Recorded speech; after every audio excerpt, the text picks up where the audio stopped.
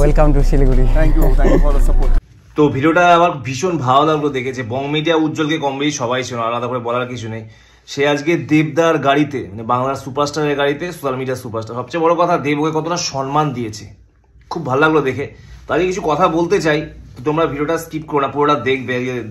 দেবদাকে নিয়ে কিছু কথা বলবো আর উজ্জ্বলকে নিয়েও কিছু কথা বলবো, আর একটা সিন দেখাচ্ছি তারপরে বলছি।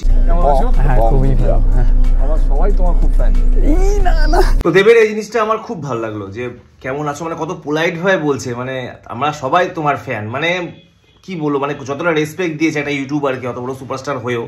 যদি এখন ইউটিউবারদের যথেষ্ট ভ্যালু আছে, উজ্জ্বলেরও মান্থলি রোজগার ধরো 1.5 থেকে 2 কোটি টাকার উপরে, মোটামুটি যে কোনো হিরোর থেকেও কম রোজগার করে না উজ্জ্বল, তো সেটা পরের কথা আসছে। তো আমি একটা জিনিস বলি, দেবের যে জিনিসটা আমার ভীষণ ভালো লাগলো, ও ভীষণ না সোশ্যাল মিডিয়ায় অ্যাক্টিভ, মানে ওর মধ্যে সেই ইগোটা নেই দেবদার মধ্যে।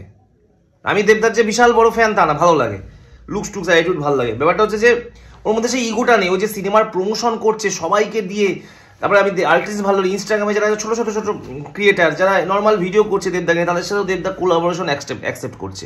তো এইটা আমার দেখে খুব ভালো, কোনো হিরো ইগোটা নেই। অনেক হিরো আছে সেভাবে প্রচারই করে না, আমি এখানে কারো নাম করতে চাই না, কিন্তু তারা নিজের যে প্রচার করবে সেই প্রচারটাই করে না, তাদের সিনেমার কোনো প্রমোশনই করে না, তারা থাকে সোশ্যাল মিডিয়া অ্যাক্টিভ। দেবদার সব থেকে ভালো, দেবদার বিজনেস প্লাস মার্কেটিংটা খুব ভালো মতো জানে।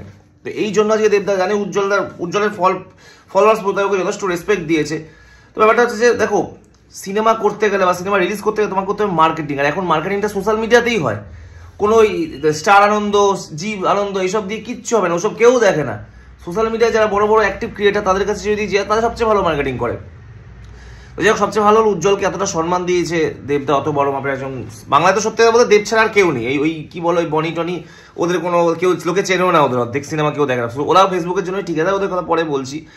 তো এটা কথা খুব ভালো লাগলো দেখে, যে দেব এতটা রেসপেক্ট দিয়েছে, খুব ভালো লাগলো যে দেব নিজের সিনেমার জন্য, খাদানের জন্য এতটা ইয়ে করছে।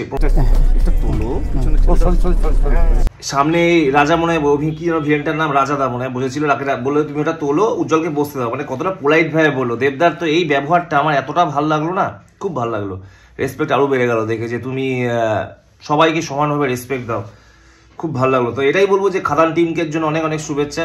খাদান তো অবশ্যই সবাই দেখতে যাও, আমিও যাবো নিশ্চয়ই দেখতে। অ্যাকশন মুভি খুব ভালো লাগে দেখতে আমারও, সত্যি বলতে সিরিয়াল মার্কা সিনেমার থেকে আমার অ্যাকশন মুভি বেশি ভালো লাগে।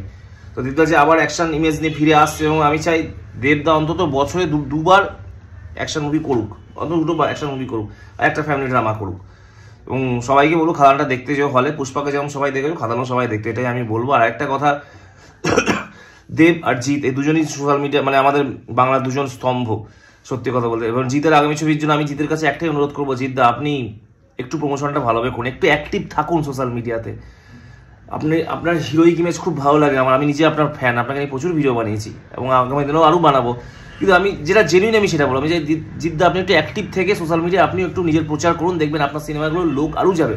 যেমন মানুষ সিনেমাটা এত ভালো সিনেমা হয়েছে, মানুষ আমি নিজে দেখেছি হলে গিয়ে, কিন্তু মানুষের সেভাবে প্রমোশনটা জিতদা করেনি বলে অনেকে হয়তো জানে, অনেক কাছে পৌঁছে না। আপনি সোশ্যাল মিডিয়া স্যার প্রমোশন করবেন, তাহলে আপনার লোক আরও যাবে দেখতে। যেমন দেবদা যেটা করছে, প্রমোশনটা করতে হবে, বিজনেস, মানে মানুষ দেখবে কি করে, আপনার জানবি করে, এখন জানা থাকলে আপনাকে এইটাই করতে হবে সবার কাছে। দেব যেটা করছে একদম পারফেক্ট করছে।